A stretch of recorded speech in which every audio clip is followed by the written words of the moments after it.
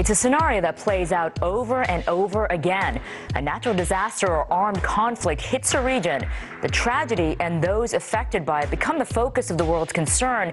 But then the spotlight dims. News cameras stop rolling and all that attention fades, even though the struggles are far from over. This week on Full Frame, conversations with people committed to bringing hope and rebuilding long after disaster strikes. I'm Mei Lee in Los Angeles. Let's take it full frame.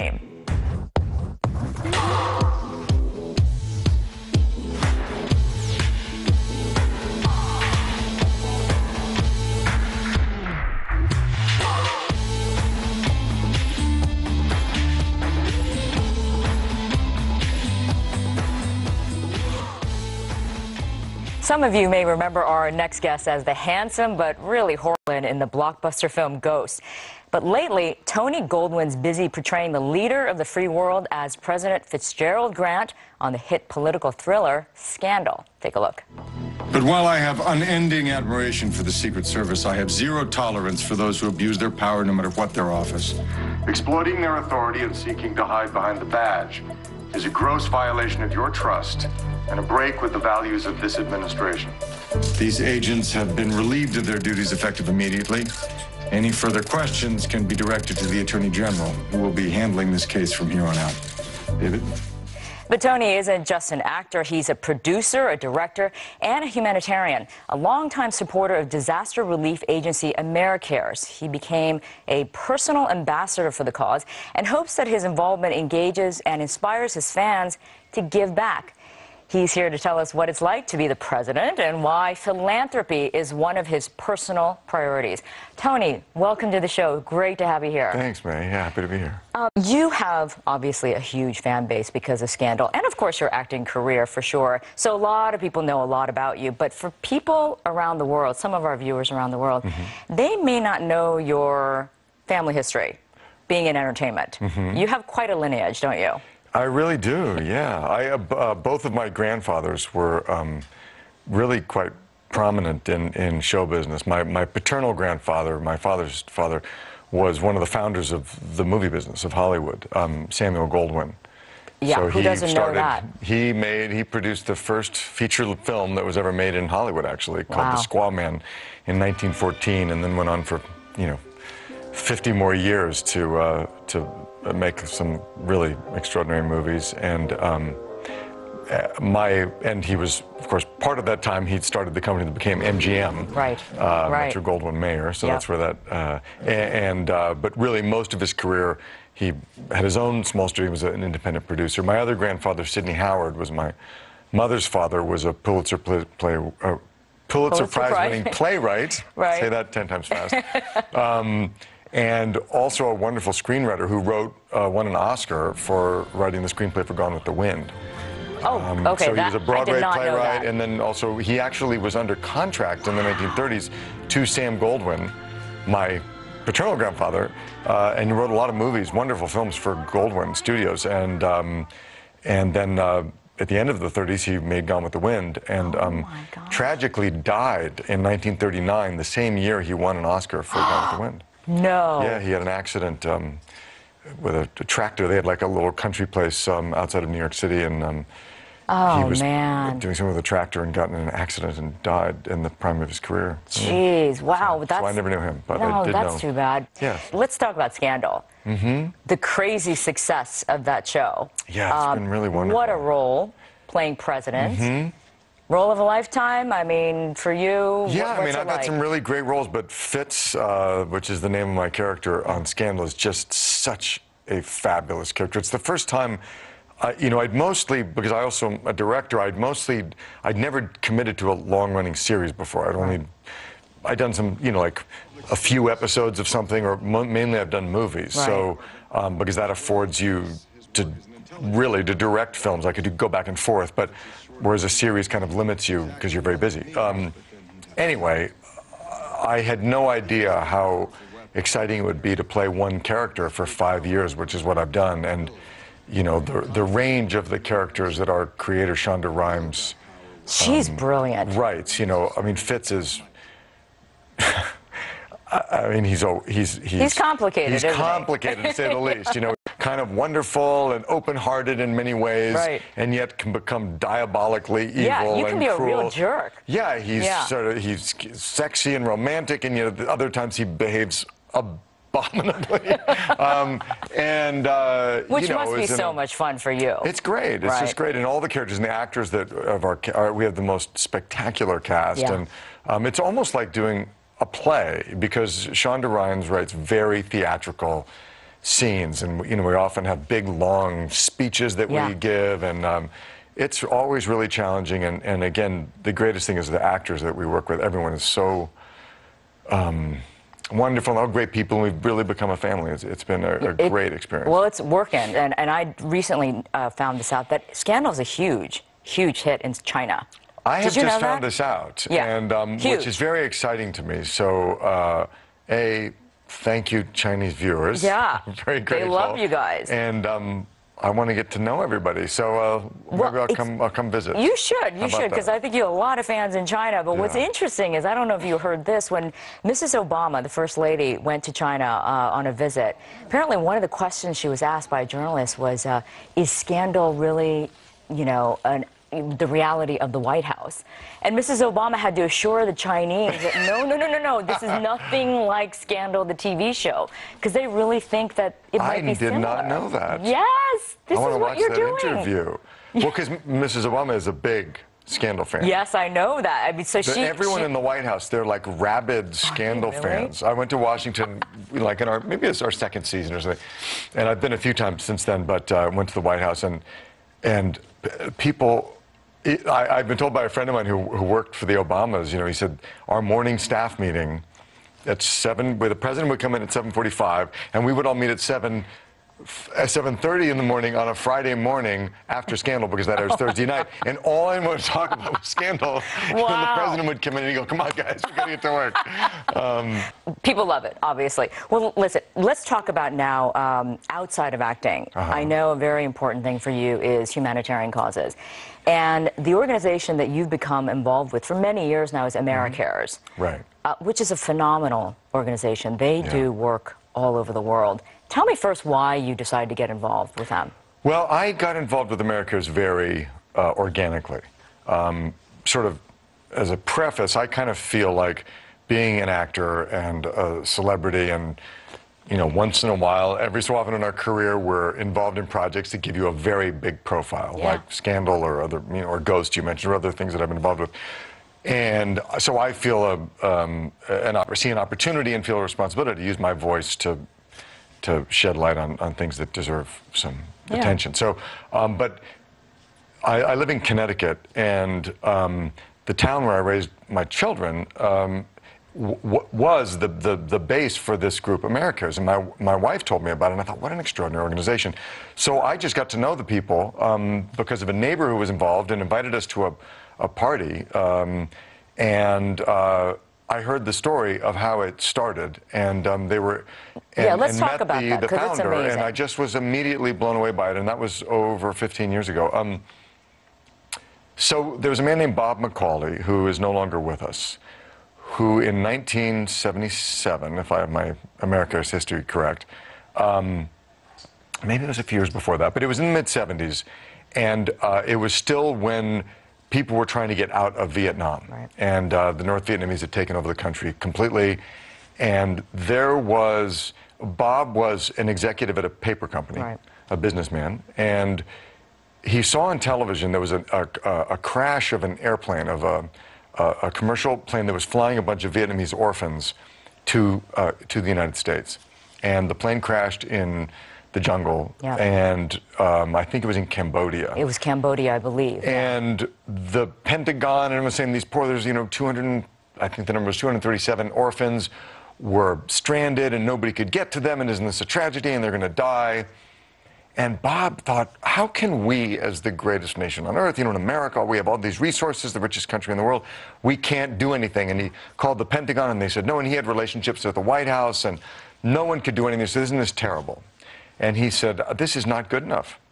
So he and his wife, Lila, took out a second mortgage on their house, and Bob rented a 747, and he flew to Cambodia, and he picked up these kids. Yeah, and saved their lives. And brought them back to America and saved their lives and got them placed into foster care and into adoption. But anyway, he did this, and he said, this is, you know, there's too much red tape in the business of humanitarian relief. Yeah. And I'm going to just do this. So he started this organization that became AmeriCares, and the idea was to, you know, to just cut through and get it done and get it delivered. And they've now have pretty much, they show up they are first responders. If I can describe what they do, if people don't know, what AmeriCares does is they're in the business of responding to disaster. And they show up, they're first responders with medical supplies and doctors, and they work with local agencies on the ground to very quickly get in there. If it's a hurricane, an earthquake, a war, a famine, you know, all kinds of they were the first responders at 9/11. Yep. You know, they were the first ones into Iraq after the invasion of Iraq. They have been in the earthquakes in Turkey, the tsunami in the Ebola crisis, the Ebola crisis in West Africa. You know, there's the list goes on nowhere they won't go. Nowhere they won't go. Right? And then what they do, which I think is extraordinary, they maintain a long-term presence. Right. So they help local organizations, you know, that have minimal infrastructure, but have relationships within local governments, and they will help build out the infrastructure that already exists in those countries. And they will stay for years, sometimes decades, until those you know, local organizations are up and running and really are viable. That's what I loved about when I was researching AmeriCares more deeply, is that, they stay for long periods of time. They don't just go in for a couple of days or a couple of weeks and then ship out after they think people are sort of taken care of. Exactly. It's that long-term commitment. That's the model, really. I mean, you know, Doctors Without Borders is an extraordinary organization. Yep. So, but what Doctors Without Borders is, they go in also first responders, and they basically do pop-up clinics. Right. And then will address the crisis, and then they, you know, when the crisis is over, they go to the next crisis. AmeriCares is a slightly different model, whereas they go in and, again, as I said, will possibly very crude, you know, healthcare infrastructure or hospitals or clinics or whatever the local thing is, and build up those local things. I mean, they've been in El Salvador for, gosh, I think 20 years. They're still, you know, the tsunami in the Indian Ocean. They are still in, you know, Sri Lanka and in Indonesia. And that was years ago. Maintained a presence, and that was that was 2004. Any highlights for you in terms of your service and your participation with AmeriCares that really stick out? Well, for me, really, the one that I really was knocked out by was because I was with them before and then have seen the results, were what happened, as I just mentioned, in the tsunami. See that they are still in there. And then much more recently, the Ebola crisis in West Africa. I mean, because that is something that was so terrible for the people on the ground in Sierra Leone and Liberia, but could have been so much worse and could have spread out throughout the continent and beyond. And they really beat it, and AmeriCares was fundamental in that. And they've really, it's been a success. That's amazing. You know, it's been defeated, and they are still there and are working with expanding the health clinics. So seeing what they did in a very short period of time, it was such a great example of the way they work. And one of the other things that really got me committed to AmeriCares very early on was when I saw what an efficient economic model they are. AmeriCares gives over 98% of every dollar donated goes directly to those in need. Which is phenomenal. Those who don't know, if you go look at Charity Navigator, that is an incredibly high percentage. Huge. I mean, I think something like the American Red Cross, forgive me if I get the numbers wrong, but some big ones like the Red Cross are in the 50s or 60s, you know, percent, and because they have big overheads, big administrative costs, and AmeriCares is very lean and mean, and they leverage, you know, every dollar donated is leveraged into $20 of aid delivered, because they get a lot of in-kind donations from pharmaceutical companies and doctor services, and you know, they get a lot of, you know, medical materials donated. So Well, they're doing it right. They're doing it right, because the proof is in the pudding, right? I mean, Yep. they're doing it right, and they're actually solving these problems and dealing with these crises all over the world, which is what people want to see in an organization like that. You know, Tony, you mentioned a little bit earlier about, you know, using your profile and people in Hollywood. There's a lot of famous people, obviously. This is the town for it. And oftentimes, you kind of see a misuse of that. People want to check in and check out, right? Because it's about them, not really about the cause. Yeah. Is this a way for you to get out of that space of Hollywood and be able to kind of think of others and, you know, not get wrapped up in this life that people seem to have here in Hollywood? Well, I'll qualify that a little bit because I have so many colleagues who are so committed to important causes and use their profile to do incredible work. So I would say the majority of people that I know are inspirational to me. You know, so I think there certainly are people that, you know, lend their name to a million things and want to show up and have their picture taken because they think it'll be good for their image. Right. And that, I'm allergic to that, and I wanted to stay away from that. And I do try, just for my own sense of myself in my life, you know, make sure that if I'm doing something, I'm doing it in a substantive way. As someone said to me, I was at you know, talking at an event last month, and someone said there are workhorses and there are show horses in Hollywood. That's good. And he said, you know, so I prefer to be a workhorse. That's all. That's just a personal thing. You know, look, I've done things where if someone asks me to show up at something because it will help them gain attention, and it's not something that I'm intimately involved with, I'm happy to do that. Right. But something like America's, and there's a couple of other, you know, I'm careful how much I get involved with because I want to make sure that I'm doing it in a substantive way. And doing it for the right reasons. And definitely for the right reasons, yeah. Tony, I can't let you go, of course, without asking you about the next season of Scandal. I mean, it was, of course, left on a cliffhanger. So what can you tell me? I can tell you very little because of course I would be struck by lightning if I gave you anything away. But, well, so where we left the mid-season finale was Fitz and Olivia. Our relationship is shattered. Yes. For the moment, anyway. It was pretty rough. Olivia did, I think, a very dangerous thing that she never told Fitz about. Okay. She, I guess, plug your ears or leave the TV if you have not. I know, this is a spoiler. Seen the show, this is a spoiler, but Olivia had an abortion. Yes. And did not tell Fitz, which is going to be... If I ever find out about that, you're going to go crazy. Yeah, he'll go crazy. Yes. But really, that was very bad. Mellie is really on her way to wanting to be president of the United States, but she and Fitz are really at odds. So who knows how that's going to go? We're going to get much more into that. Right. And so we'll see how, you know, in Fitz, for my character, really, he's alone for the first time, like really alone, without the partnership of either Mellie or Olivia. And he's sort of estranged in a funny way from Cyrus, his chief of staff. Right. Their relationship has kind of gone cold. So we're going to see what it's like for Fitz to be alone and how he handles that. And he's very work focused.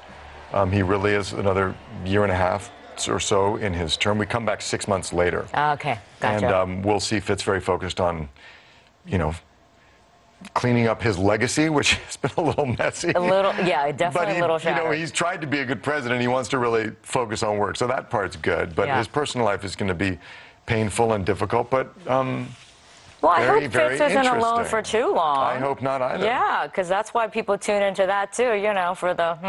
Yeah, and let's just say Shonda knows her audience. So. She does, and she's amazing. Tony, you're amazing too, and thank you so much for coming on and sharing all about yourself and AmeriCares. It's great stuff that you do. Yeah, keep it going. Yeah, absolutely. All right. We'll be right back with more from Los Angeles. Stay right there.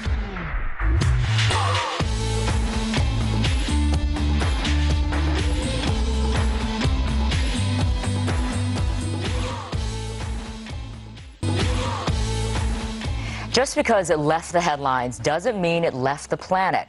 Now, these are words that our next two guests live by. Andrea and Hunter Payne are the co-founders of AIDS Still Required. a nonprofit organization that shines a spotlight on the people and struggles left behind after conflicts and natural disasters. Calling themselves second responders, Aid Still Required helps some of the most neglected communities in the world after first responders and the media attention are long gone. Through their extensive outreach campaigns, innovative redevelopment, massive celebrity support, they've brought hope of survival and rebuilding to more than 600 million people. That is incredible. And celebrity powerhouses have lent their support to the organization's work. Hey, we're Maroon 5, and what you're about to see is very upsetting. We call it Haiti is a fact. Half of Haiti's children are illiterate, and most don't even finish 5th grade. Face the facts. Haiti still needs your help. Join us and thousands of others to help make a difference.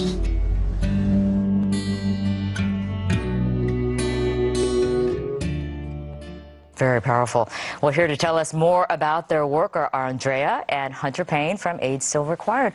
Welcome to Full Frame to both of you. Thank you for Thank you. Thanks for having us. Hunter, let me begin with you. I heard that you became an accidental charity for you. You sort of fell into this. How did that happen? Well, accidental meaning we didn't intend on starting a charity at all. It was 11 years ago. You remember the tsunami of 2004? Actually, I covered it. That's right. As a journalist, yeah.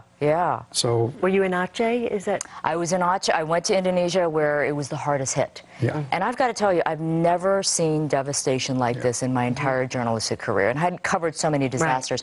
It was literally annihilated. And I just thought to myself, how did people even survive if they did? Well, right? So that struck you, I guess. In Aceh, where you were, just that one area, because 12 countries were hit. In that one area, 160,000 people were lost. Entire towns were lost.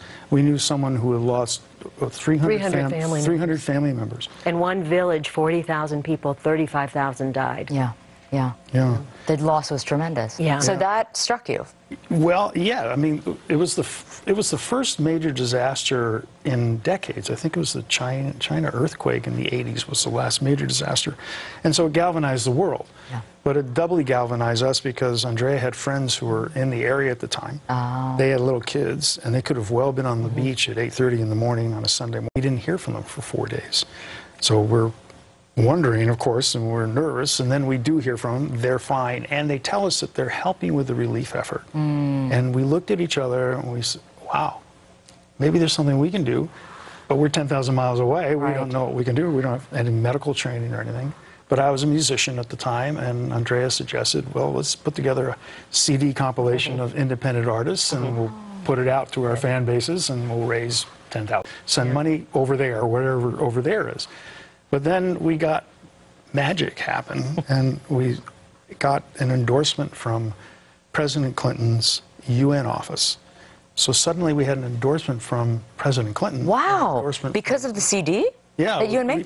Well, we're only a couple weeks into the process. Geez. We didn't put it out yet. But we have President Clinton and the United Nations endorsing the project. So with that as a foundation, we're able to go out and get these big names, Paul McCartney, Eric Clapton, Bonnie Raitt. Just Paul McCartney. Right. Eric Clapton, my gosh. Well, I'll just say one more thing. As Eric Clapton says, as long as the UN's involved, I'm in. Okay. So it's like, okay. Wow. Yeah. Well, Hunter says that magic happened, and it was magical, but it was also a lot of just picking up the phone and calling people and calling people and calling people, and we didn't know anyone who ended up on the CD except one person Hunter knew from the past, but it was really... so you were just cold calling people just to see if they might be interested in working on the project. Yeah. That alone is amazing because you had never done real charity work before. No. And you just, I'm totally blown away right now by that. Because a lot of people think, oh, there's nothing I can do, so they never actually make the attempt. Yeah. Right. Well, that's one of the things that we feel like part of our job in what we're doing at Guess. We have field programs, and Hunter has really masterminded some incredible outreach programs. But it's really to show people that if you have a passion for something or to make a difference. I mean, we were just two people sitting in our kitchen and had this idea and then started brainstorming, and you know, you live in LA, but not necessarily just LA, but you know somebody who knows somebody who knows somebody. And when you continue to share it and just reach out, people really do want to help. And they just don't necessarily know the way, so we were giving them an opportunity, right, to contribute. Well, the idea of aid so required, I love because of what we said. Once a big story leaves the headlines, and me, again, being in news, I know this, I'm guilty of this. Once it's beyond the news cycle, it goes away. So people don't hear about it anymore. So your whole premise is to go in there as second responders, right? Tell me about how that works and what you're effectively doing in these places. Well, the idea of being a second responder is we wait about a year, and then we go in and we see what communities have been left out. We want to see what other groups are going to take on communities, and if they have what look like sustainable projects, then great. That community is taken care of. But we then look for the communities that aren't, and there are massive numbers of communities that aren't. And then we look for communities that were already neglected before that. So they're the shanty towns and the slums and the farmers that are way out in the bush or like that. And we look in those communities for the most motivated of those communities, because we are firm believers that everyone has the potential to live lives that they really love. And that means whether you're educated or not educated. And the difference between being educated or being in a community that we start developing with them can be night and day for people and for that entire community. Right. But when you say you try to find communities that are motivated, that's interesting to me, because you would think that anybody who is struggling, they would be motivated to try to get themselves out of that, especially after a disaster. But is that not the case? Not necessarily. We have found it different from community to community and from region to region. And I don't want to say any of the reasons. No, you don't have to, of course. But it's really very easy when you start engaging with people and they're very open to ideas, and then they work with you and they're open for that. And then, as we had in one area in the southern part of Haiti, we were doing a trauma relief program for women there. They're in a very violent neighborhood, and rape is part of what goes on there a lot. And so we're giving them trauma relief for that. And after about 6 months of that, they send us a picture. And it says in French, Je veux lire et écrire, which means I want to read and write. And then they kept nagging us. And then eventually we put together an adult literacy program for them. Funded by The Economist magazine, thank you. And now that's grown into, well, the next thing they said, well, we want to learn some skills, so now we have a vocational program for them. So I see, so they're very motivated to kind of continue to really build want skills. And they show up and they work. Well, Andrea, I mean, Hunter just shared an example of how you went into Haiti to develop programs. So tell me about some of the other places that you've gone into where you do, obviously listen to people, what they want and what they need, and you have these redevelopment programs going on. Well, to start off with the tsunami, so we actually found someone there who was already working, a local group. It was a British woman and her husband, who's Indonesian, and they created an organization that working with the local community. And so when we went back after the CD came out and said, how can we help now? They had a hillside replanting program to sort of revitalize the land because the farmland had been completely salinated from the tsunami. And they also had women's small handicraft and a small business training program because a lot of the women there, it's under Sharia law, so there's certain restrictions. And so with this training, they were able to bring income into their families, also help raise their stature in the community. And so it was really beautiful to see that. So we were supporting that, but in communication with them, and we started getting information that the reefs had been destroyed and that there were some fishing practices going on that were hurting the reefs and also damaging to the fish. And so they asked for some support. We said, well, how could we help? And so they wanted support for marine patrols. And so the community created the marine patrols to patrol the reef and sort of act as policemen with people who weren't fishing properly and treating the reefs properly, and then also to help supply funds for them they create something called rumpums, which are a kind of a structure that you put in the reefs which help breed more fish and revitalize the reefs. So that was something that through communication with them we were able to sort of help them put these other structures in place that weren't there when we first started. So what I like, and correct me if I'm wrong, it sounds like you really do try to customize. Yes, absolutely. You know, what their needs are instead of just going in there and like throwing a program at them, you know, whether it sticks or not kind of attitude, right? Well, one of the things that we found, obviously we're not a big organization. It's just the two. You're kind of looking at it. That to me is amazing because you would think you would have this whole team of people, but it's just the two of you. Yeah. Well, it's the two of us in the United States, but we have leaders in all the different Right. project areas that Right. we have. So they're doing the work there. We're just kind of Uber managing up here and Right. raising funds here, Right. and going there, you know, And- from right. time to time. But they're doing the really hard Right. work. The on the Yeah. ground work, right? Yeah, Right. But what we found, and this was, again, it was such an eye-opener because we came into this, we didn't have nonprofit backgrounds, you know, or degrees. We had a lifetime of experience doing other things. But we found that sometimes, you know, organizations would come in and help save people's lives with food and water and medicine. Yep. And then they would either leave because they had other disasters to attend to, or sometimes there wasn't always a connection made with the community. The organization had brought in their own team of people, and meanwhile the communities were hungry to learn those skills. And so because we are small, we couldn't bring in a team of people. So we had to, and it was our privilege, been our privilege to work with local communities, and they know their communities better than we do. But isn't that the better Yeah. way to That's do the it? best Well, way. right? But It's we- because they're there. We didn't have the funding to do it the other way, Yeah. so Right. it became the way to do it. But it just makes turns out it, to be the best yeah, way. it's Yeah. more practical because they're there. They live there. Yeah. They're going to be there. But we're also training the leaders. Right. So we're training Yeah. the leaders and training, and they're training the participants. And so you end up, hopefully, we'll be growing everybody Right. into new positions as we go. It's all about the human spirit, isn't it? The human spirit never dies if there's something that they want to really strive for and live for. And that sounds like that's what you witness Yes. through the work that you do. Yes. Yeah, yeah. And we found that in each area, whether it's Haiti or we worked with some Darfur refugees, and to see their hope in the face of everything that's happened. Yeah. And also the tsunami in New Orleans. You know. As you just reminded me, last September we were in Haiti. We've just built a school for farm kids who would not get an education otherwise. So we're talking with each of the kids. Our translators going to each kid and having the kid whisper in his ear what it is they want to do when they grow up.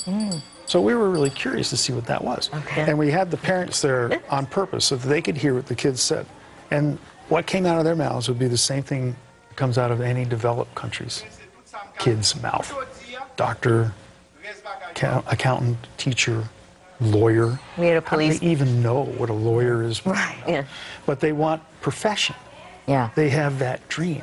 And we didn't know what they'd say, but we were glad the parents were there because then they could see, wow, my kid wants that. Yeah. And then, of course, the common denominator to all that is having an education. So in Haiti, where most kids don't go past 5th grade, we want to incite within them the idea of, well, 6th grade, 7th grade, 8th grade, it can be done. It can be done. Yeah, Right. and right. change their lives and get to a point where, you see, you have an educated kid.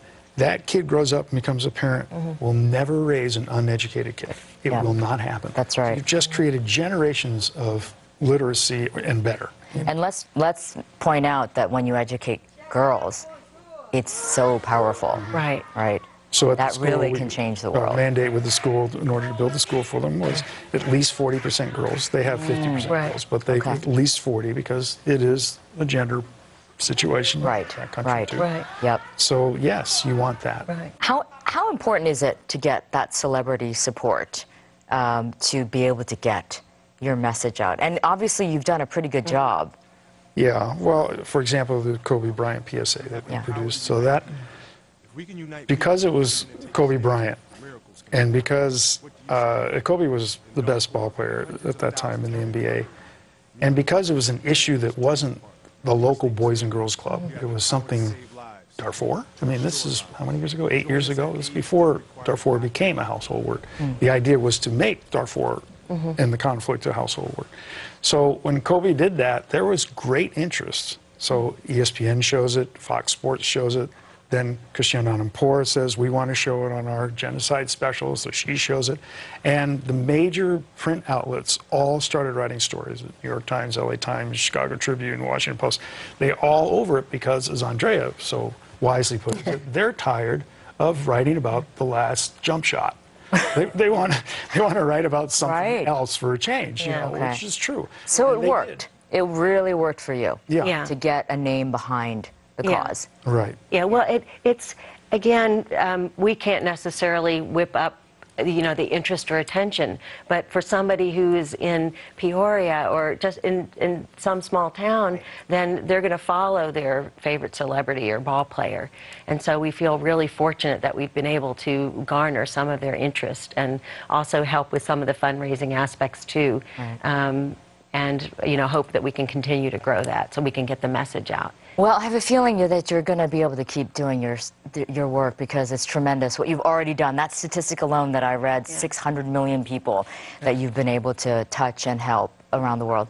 So Andrea and Hunter, thank you so much for coming in and sharing your information, and we're going to keep on tracking you guys to see what you do next. Please do. All right.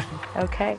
Well, we'll be right back with a look at one of the most devastating human impacts in the aftermath of natural disasters. Stay right there.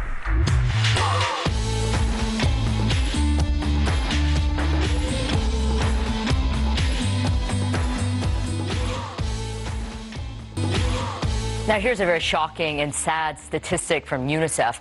An estimated 1.2 million children worldwide are subjected to human trafficking every year as a result of insufficient government infrastructure in developing countries and the invisible nature of these terrible crimes. The actual number may be far greater. Shay Cullen has dedicated his career to saving the lives and futures of these exploited children. Since 1975, his Philippines-based nonprofit PREDA Foundation has advocated for human rights and protection for the most vulnerable population. Like other nations in Southeast Asia, the Philippines has its issues with child trafficking, but the problem really reared its ugliness more than ever in the months following Super Typhoon Haiyan. The devastating storm displaced millions and left the region's women and children especially vulnerable to exploitation. Shay Cullen joins us now from Manila to discuss the threat of human trafficking in the aftermath of natural disasters. Shay, welcome to Full Frame. Glad to have you here. Yes, thank you for having me. It's a very big help for our issue. Yeah, and it's a big issue at that, as I just mentioned. There are millions of children worldwide that are exploited through human trafficking. Why did you decide to jump into this problem and try and do something about it? Well, I first came across the problem of human trafficking, especially of children, when I was assigned to work in Longopo City here in the Philippines, which was situated beside the U.S. military naval base at Subic Bay, way back in 1973-74. And I began to see the extent of sex tourism coming here, and of course the big supply for the sex tourist industry in the Philippines is coming from very poor villages and mostly children who are under 18 years of age. I was just going to say, these are girls that really are in desperate situations, aren't they? They come from total dire poverty from their villages, as you just mentioned. Yes, the root of this problem, of course, is the overall economic imbalance in the country, the huge gap between the very few rich and, of course, 100 million Filipinos who are living in poverty, and so many children are recruited in the villages and the towns and brought into the cities, and they're victims of human trafficking. So our work is to identify, of course, the traffickers. We work with law enforcement, but also we at PREDA provide rescue for these children, and also recovery and a center whereby they can be empowered and to overcome the trauma. And the traumatization that they suffer is intense, and they need a lot of help to recover. I can't imagine what they go through and what it takes to try to get them back on their feet. Shay, as I mentioned in my introduction, oftentimes a lot of this exploitation and trafficking happens after a major disaster, like Typhoon Haiyan. Tell me about those conditions. Why is it that a lot of trafficking takes place after a major disaster? This is very true, and that terrible typhoon at Tacloban City, we went there with my social workers to try and find many of the lost children. You know that so many people were killed in that typhoon. There were homeless children. They'd lost their parents, relatives, and so they are immediately vulnerable to human traffickers who will come and offer them food, and they are starving, hungry children in these disasters. And there is usually not enough response. And in fact, in those days, I had to make quite a lot of campaign and international publicity to get help for those children, because we found out that many were displaced and many were lost, and they really needed special care and help. Shay, I can't think of another way to describe this, but I just find it so disgusting that in such tragedy, people would take advantage of these children who have lost everything, lost their parents, lost families, and then they're going after these little kids to traffic them. So when you go into these regions and after a disaster like that, it must be heart-wrenching for you to see this happening. Well, yeah, but we cannot be overwhelmed too much by the emotion, and we want to be very professional immediately. We start the campaign, yes. We start information campaigns. We go to all the schools. To prevention is better than cure. And so immediately information campaign among all the poor villages and the refugee camps. And when we were there, walking around one of these places, and we saw foreigners actually going directly there and actually picking up children and sexually abusing them. This goes on quite a lot there, and sad to say, pedophiles sometimes disguise themselves as charity workers. So we have to really get the government to start monitoring these agencies that go into disaster areas to be sure that they are bona fide and that they are approved and they have some track record. And so they're not just trying to pick up children and offer them help and in return getting sexual favors from these children. But we see this is a huge problem. I see it even in Africa, where the United Nations troops in the refugee camps are sexually abusing children as young as 9 years old. Shay, I'm speechless right now listening to this, because I had no idea that it was that horrible, that people would disguise themselves as relief workers. That's pretty unbelievable to me.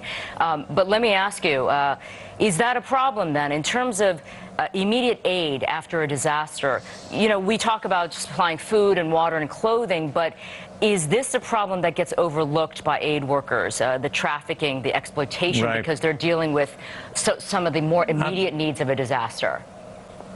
Immediately, yes, you're right. That's correct. This is what we focus on because of our action to protect children in every circumstance. And at the Preda Foundation, have a team of response workers, and we really have to go there and set up this information campaign and a center whereby lost children, these children who are wandering around disaster areas and have no parents, they're the most vulnerable.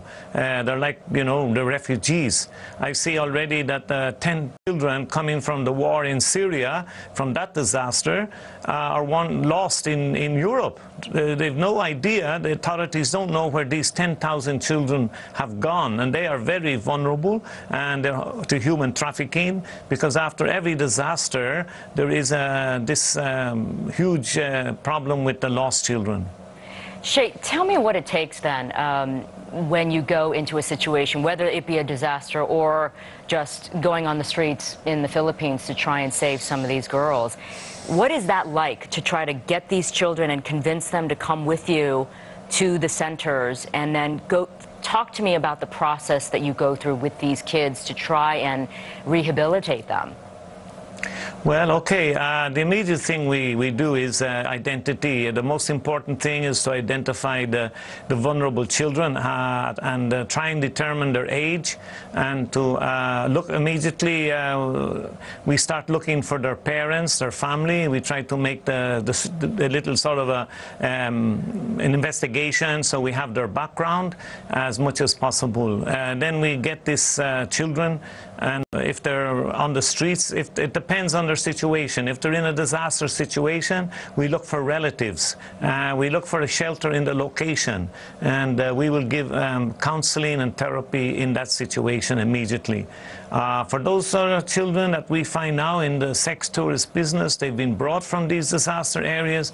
They've been promised jobs as domestic servants. Usually that's the usual story. We'll give you a nice job. You'll work in a beautiful restaurant, hotel, and but that's a fake, a cover story. When they bring them up to the city, wherever it may be, the children are then forced into sex bars or into places of prostitution. We have to then rely on information. We at PREDA have a hotline. We have an information campaign with workers, social workers, police, and that any indication, or with parents, that if they're missing their children, to let us know, and immediately we have investigators, and we go looking in these places. And when we do find them there, we take the legal action to rescue them and take them out. Is this an uphill battle for you, though, Shay? Because it seems like child trafficking, sex trafficking, has been around for a very long time. And it's almost this vicious cycle that takes place because there's still the demand, and so therefore, and the poverty still exists, so the cycle just goes round and round. So is this an uphill battle, or do you feel like you're making some headway? Yes. Well, in some cases we are, but in the overall, I'm sad to say that in the overall international situation, you know, it's the slavery of people is growing. There's human slavery is everywhere, and slavery in the international sex industry is getting bigger. Yeah.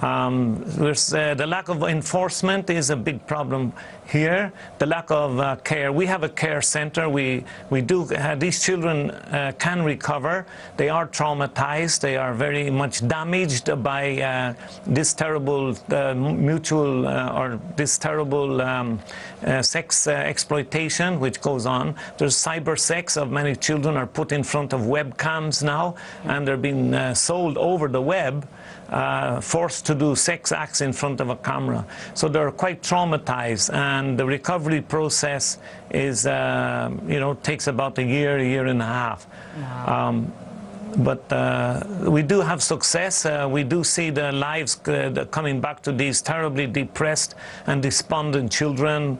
They come alive, and they find new hope when they get all the affirmation, the support, the encouragement, respect, and education and therapy. We give them at PREDA Center. We specialize in emotional expression therapy, whereby the children are encouraged and they're able to bring out a lot of their emotions and all their feelings, and able to release all that anger and hatred for their rapists and abusers. So it is encouraging to see that these children can recover and get well. So that's an encouragement. On the other hand, the lack of what we really need is, with all countries, including the United States, is a joint interdiction force with a shared sovereignty of jurisdiction by the law enforcers. The reason is that the human traffickers are getting away with it here because the weak law enforcement. And so we need an international team to do this. Thank you so much for sharing the news of work, and it's amazing what you're doing for these young girls. So I thank you for your time, Shay. Okay, and thank you also. I think this is also thanking you in the media for exposing the truth and the reality of what's happening in our world. All right. Well, we'll do our best. Thank you so much, Shay. We'll be right back with this week's Full Frame Close-Up.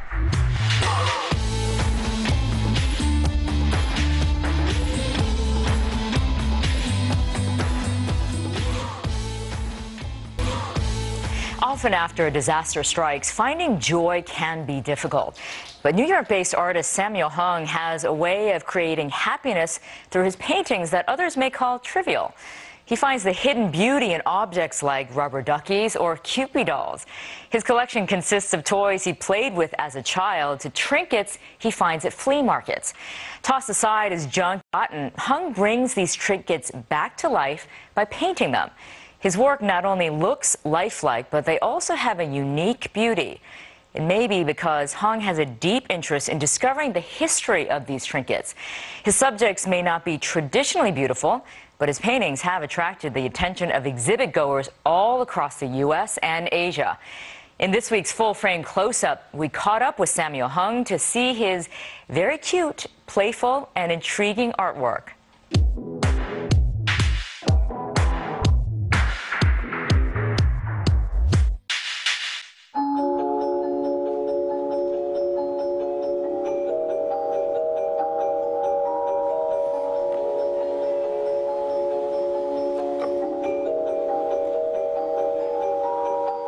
I gravitate towards things that are old and familiar.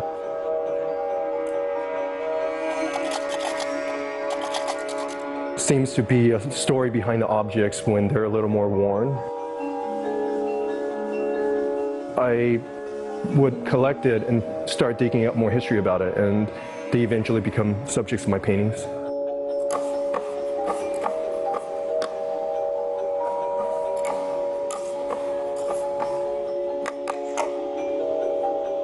I collect a lot of things that are, I guess in a sense, iconic. A lot of them are from Asia. The current painting I'm working on involves a lot of Japanese toys, Asian toys.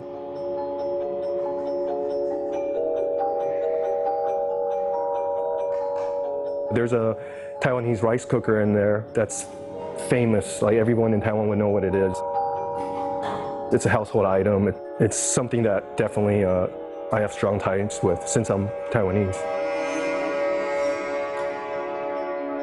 One thing that I always found interesting when I go back to Taiwan is the common greeting isn't "How are you?"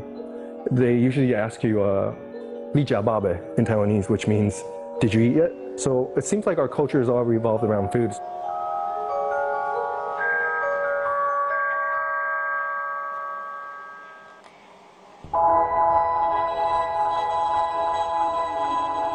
I take it as a compliment when people say, "Oh my God, your paintings are so detailed, so realistic, they look like photos." When there's an amount of time, for instance 3 or 4 months that you spend with your subject, day in and day out, modeling it, and it's almost as if I'm sculpting inside the canvas. And while I'm doing that, it's just, I can't help but to think when this was manufactured and created, like who designed this and what was the process of that? So there's a lot more to it than just copying something.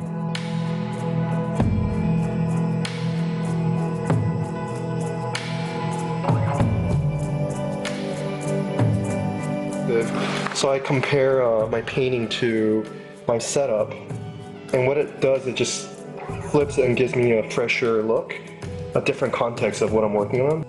Because when you're staring at something for so long, sometimes you're so used to it, you don't catch anything anymore.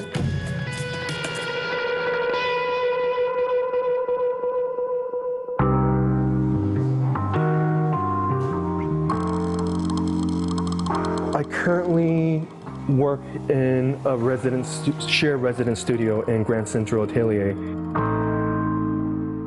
It's an establishment that's training current artists today to be able to draw and paint like people of the old masters, that tradition. It pretty much is, I guess, the technical side of drawing and painting. One thing we have all in common is the love of this type of traditional workmanship.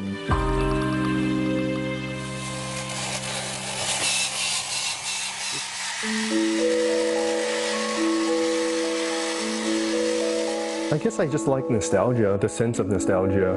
There's Pico-chan.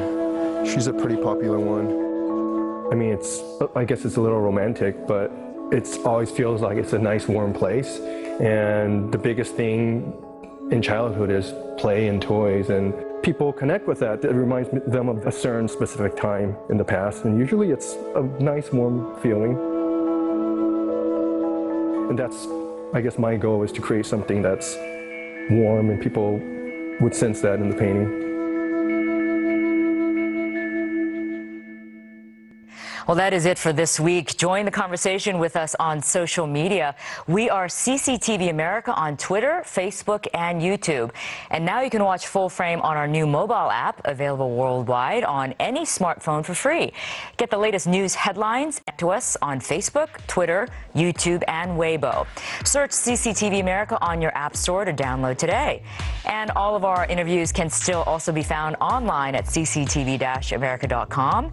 And, of course, let us know what you'd like us to take Full Frame next. Simply email us at fullframe@cctv-america.com. Until then, I'm Mei Lee in Los Angeles. Thanks for joining us, and I'll see you next time.